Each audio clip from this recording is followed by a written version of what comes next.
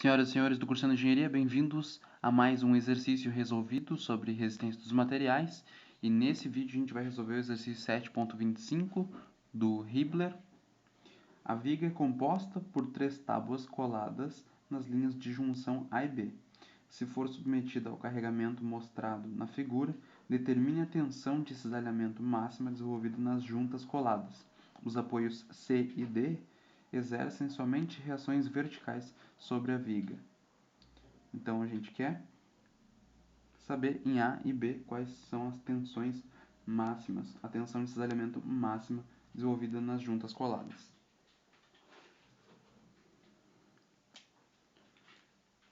Então nosso A e B estão aqui, certo?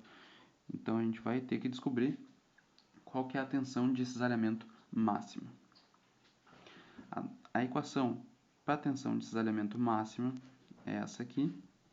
A gente vai ter o cortante vezes o Q sobre o momento de inércia e a espessura no corte para descobrir Q. Então, primeiro a gente vai precisar descobrir onde é que tem o cortante máximo. Em qual parte que está aparecendo o cortante máximo, e descobrir qual que é o valor do cortante máximo e também qual que é o momento estático de área máximo, certo? Esses dois valores de cima aqui, quais são os máximos. Então, eu vou utilizar a equação de singularidade para encontrar qual é o esforço cortante para a gente poder calcular a tensão máxima. Primeiro, eu preciso descobrir quais são as reações nos apoios. Eu sei que eles só fazem força na direção Y, só força para cima. Então, eu vou fazer o seguinte, o somatório de momentos lá no ponto C, aqui no ponto C, vai ser o seguinte, igual a zero, para a gente poder descobrir as forças. Aqui é 25 kN, 25 kN e 25 kN, certo? Isso foi dado na figura. Somatório de momentos, lá em C igual a zero, então eu vou pegar o nosso primeiro momento aqui, vai ser dado por esse menos 25, ele está fazendo um momento para dentro do papel, então menos 25 vezes a distância dele até o ponto, que é 1,2 metros, menos 25, também está fazendo um momento negativo, vezes 2,10, que é o nosso 1,2 mais 0,9, menos também 25, que multiplica 3 metros. Agora, mais a reação aqui no D, que vai estar apontando para cima, a reação em D, vezes 4,2 metros. Tudo isso aí vai ter que ser igual a zero. Daqui, eu posso tirar o seguinte, a reação em D, desse momento aí, vai ser 25. Eu passei tudo para o outro lado, então eu vou somar 1,2 mais 2,10 mais 3. Isso aqui tudo é metro. Dividido por 4,2, que estava multiplicando o RD. E isso aí vai dar 6,30, somando já, sobre 4,2 vezes 25. Isso aqui dá 37,50 kN. Porque metro daqui vai cortar com esse metro daqui. 37,5 kN. Se eu fizer também o somatório de forças na direção Y, isso aqui vai ter que ser igual a zero. E a gente vai ter menos 3 vezes 25 kN apontando para baixo, né? A gente tem 3 forças apontando para baixo, mais a reação em D, que a gente descobriu, mais a reação em C, que é o que a gente quer descobrir. Isso aí tudo vai ter que ser igual a zero. E a reação em C, a gente vai descobrir que é 37,50 kN. É igual à reação em D. As duas reações são iguais. Então, agora a gente pode calcular o nosso esforço cortante. E aqui é bem importante a gente se ligar numa coisa. Quando eu colocar as reações externas no nosso problema, na nossa função de singularidade, quando a gente integrar, a gente não vai precisar descobrir o valor de C1 e C2, porque a gente não vai ter esse C1 e C2. Os valores de C1 e C2 eles são descobertos usando as condições de contorno, e como as condições de contorno, que são os carregamentos externos, já estão lá na equação de singularidade, a gente não vai precisar integrar e descobrir C1 e C2, porque não vai existir. Essas condições de contorno já vão estar dentro da equação. Então, o meu carregamento Q de x, nesse caso aqui, vai ser o seguinte, a reação RC ela vai acontecer desde o início, x menos zero, e a reação RC ela é uma força localizada, certo? menos 1 aqui, é uma força pontual. Menos 25 que vai aparecer também, ele é uma força pontual. Só que agora esse aí começa a partir do 1,2 metro. E isso aí também é na menos 1. Menos 25 vezes, também agora, mais uma força apontando para baixo, de 25 kN, x, mas essa aí começa em 2,10 metros. Isso aí também é menos 1. E também a terceira força de 25 kN apontando para baixo, x menos 3 menos 1. Agora, olha só, eu não vou colocar a reação em D, porque a reação em D ela é uma condição de contorno, ela precisaria entrar em Q de x. Só que quando a gente for montar o gráfico V de x por x, o cortante, em função da posição x, a gente vai ver que não precisaria dela, porque ele não vai entrar na nossa conta. Porque esse cortante ele vai começar a atuar depois de 3 metros, e depois de 3 metros acabou a nossa viga, a gente já não tem mais a viga. Então, vai ficar o seguinte, se eu quiser encontrar o V de x ele vai ser menos a integral desse Q de x dx. E menos a integral de Q de x dx, eu vou botar um menos aqui, eu vou encontrar RC x menos 0 na zero. Olha só, quando n, lembra, quando n é menor que 1, a gente não vai colocar aqui embaixo, né, tá? Zero, no caso, seria, né? Mas não vai dividir por zero aqui, porque a gente definiu que na função de singularidade, quando for menor que zero, o expoente da nossa notação da equação da função de half-side, a gente não tinha nem uma divisão. Então, continuando aqui, a gente vai ter o seguinte, menos 25, x na menos 1,2, isso aqui elevado na zero também, menos 25, x menos 2,10 elevado na zero, menos 25, x menos 3 elevado na zero. Então, aqui a gente já tem o nosso cortante. Agora, para analisar essa função que a gente encontrou, tem que tomar mais outro cuidado. Aqui a gente vai ter v de x, e aqui a gente tem x. Tá? Quando a variação de x de 0 até 1,2 metro, eu vou colocar assim, 1,2 metro, ela vai ser o seguinte, só existe, até 1,2 metros, só existe duas forças, que são essas duas aqui, RC e 25, certo? Na verdade, esse 25 aqui, ele vai começar a existir depois de 1,2, certo? A função de singularidade vai ligar ele depois de 1,2 metros. Então, no início, a gente só tem RC. Então, até 1,2 metros, a gente só vai ter esse valor de RC. Depois, quando começa a valer 1,2 metros e mais nada para cá, a gente só vai ter RC e 25. Então, o que a gente vai encontrar, abrindo aquilo ali, vai ser menos RC, para esse valor de 1,2 até o nosso 2,10, vai existir essas duas funções, a gente vai ter menos RC mais 25. E isso aí vai nos dar menos 12,5 kN. Então, até chegar 2,10 metros, a gente só vai ter essa porção aqui. E depois, a partir de 2,10 metros até chegar ao 3, a gente só tem essas contribuições aqui.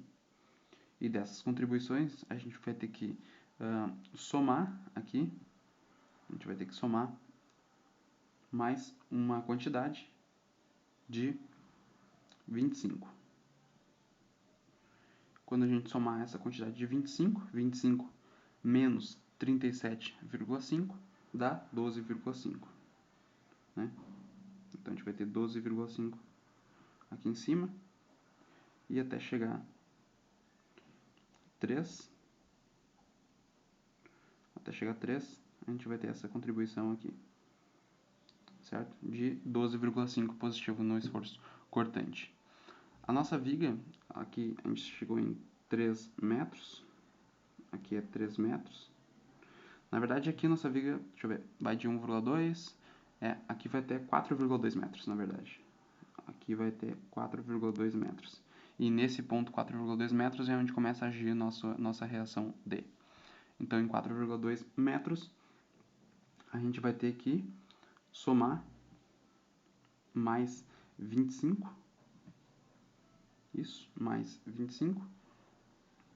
Agora vai valer todas essas funções aqui e a gente vai ver que a gente vai ter RC, valor de RC positivo a partir do 3 metros até 4,2 metros. Então a gente vai ter tudo isso aqui, certo? Então olha só, a gente acabou de perceber que de 3 metros até 4,2 metros, que é daqui até aqui, a gente vai ter o maior esforço cortante. Então, de 3,2 até 4, de 3 metros até 4,2 metros, a gente vai ter o maior esforço cortante, assim como de 0 até 1,2 metros, que foi o que a gente encontrou nessa função aqui. Para analisar depois de integrado a função de singularidade, a gente vai ter que ver onde que existe cada parte da função de singularidade. Então, a gente encontrou que o maior cortante é V igual a RC. Esse é o maior cortante que a gente encontrou. Então, a gente vai precisar calcular qual que é o momento de inércia, para a gente continuar encontrando os nossos valores para encontrar a tensão máxima de cisalhamento. Então, o cortante a gente encontrou que é esse valor de 37,50. Então, a gente já percebeu, né, como é que se encontra o nosso cortante. A gente vai ter que encontrar as funções que vão governar e conhecer onde que fica, quais são os pontos onde estão localizados os maiores cortantes. Pode ser através da função de singularidade ou pelo método das seções. Então, agora a gente vai precisar do momento de inércia. O momento de inércia dessa seção aqui vai ser o seguinte. Eu vou desenhar a seção de novo aqui, ela é uma seção em I, mas vocês podem ver ali em cima. Essa seção em I vai ter um momento de inércia I, que vai ser o seguinte. Eu vou pegar 200, que é a parte do meio, 200 vezes 50, que é a espessura da alma, ao cubo, né, sobre 12, mais 2 vezes 40, 2 vezes, porque eu estou pegando as abas agora, 2 vezes 40 ao cubo, vezes 150 sobre 12, mais, como isso aqui não está no centro, né, na linha neutra, eu vou precisar adicionar pela lei dos eixos paralelos, né, 2 vezes 120 ao quadrado, que é a distância, 40 vezes 150, que é a área de cada um deles. Isso aqui vai nos dar um I igual a 2,077 vezes 10 na 8 milímetros na 4.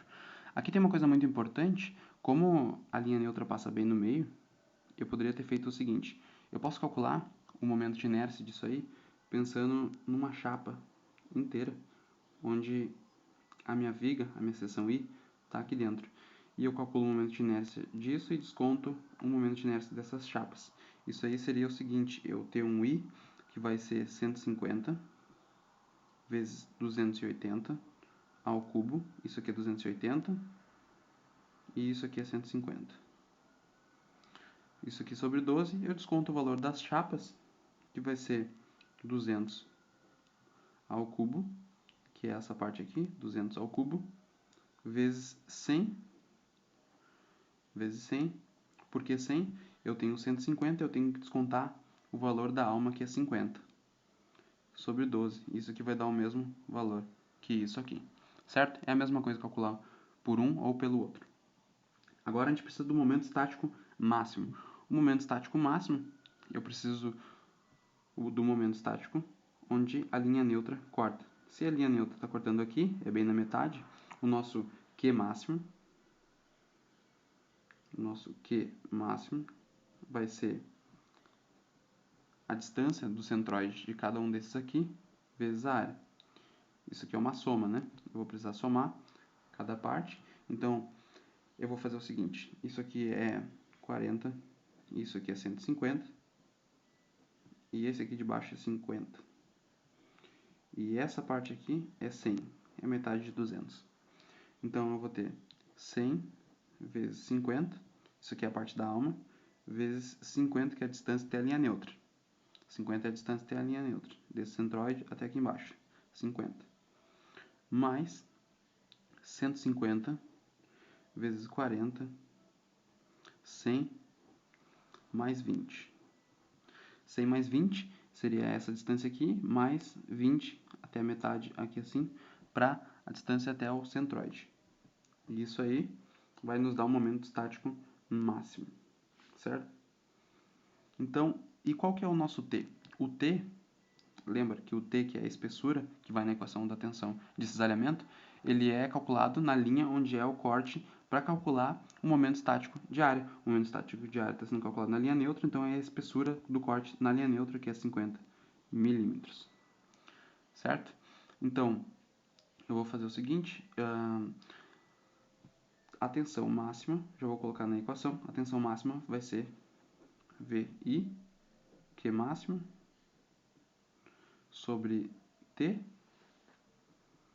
e isso vai nos dar 37,50 kN, vezes aqui o I, né, momento de inércia, 77, vezes 10 na menos 4 milímetro na 4. E aqui o número que eu vou colocar já vai ser dividindo o Q máximo, né, pela espessura T. Então, a gente vai ter 0,2450 metro ao quadrado. Tá? Pode ser em metro ao quadrado. Ou, né, esse número aqui pode ser 2,45 vezes 10 na 5 milímetro ao quadrado. Isso aí vai nos dar uma tensão máxima igual a 44,23 megapascal, certo? Só que essa aí é a tensão máxima na viga, essa é a tensão máxima na viga. A tensão que ele pediu é a tensão máxima nos pontos A e B. E nesses pontos A e B, o momento estático de área muda, o ponto B e o ponto A. Esse momento estático de área vão ser os mesmos, que é 40 vezes 150, que é a área da aba, vezes 100 mais 20. Olha só por quê? Porque o momento estático de área vai estar sendo calculado acima do ponto A. E o ponto A está aqui, e a linha neutra vai estar passando aqui assim. Então, o momento estático de área, para a tensão máxima, nesse ponto A, na aba no caso, vai ser para esse momento estático de área aqui que a gente está calculando agora. E esse momento estático de área que a gente está calculando aqui, ele é 7,20 vezes 10 na 5 milímetro ao cubo. Então, para esse momento estático de área que a gente calculou aqui em cima, esse Q máximo, ele é para a tensão máxima na viga. Ele vai dar a tensão desalhante máxima na viga, que acontece na alma, que aconteceu bem na linha neutra na alma.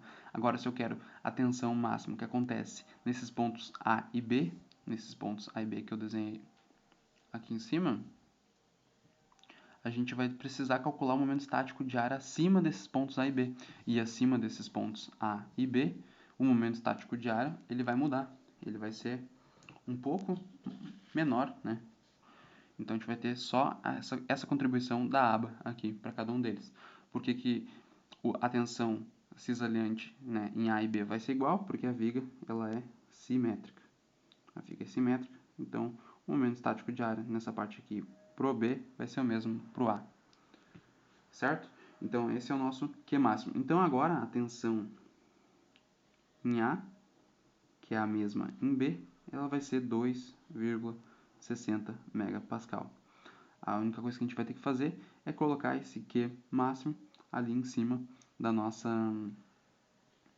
do valor da nossa tensão, né? Aqui, em vez de botar esse Q máximo, a gente vai colocar o valor do momento estático de área na nossa equação da tensão de cisalhamento e vai obter, né, a tensão de cisalhamento nesses pontos aí, A e B, beleza? Então, tem que tomar bastante cuidado, porque onde ele está pedindo para calcular a tensão de cisalhamento, a partir desse ponto para cima, como a gente viu na definição, a gente vai precisar calcular o momento estático de área, e onde o momento estático de área está sendo calculado vai definir qual é a espessura T. Nesse caso, A e B estão pedindo qual que é a tensão máxima, então a tensão máxima de cisalhamento ela vai acontecer na alma, porque esse ponto onde está colado, ele pode ser na alma, um pouquinho para baixo ele está na alma e um pouquinho para cima ele vai estar na aba.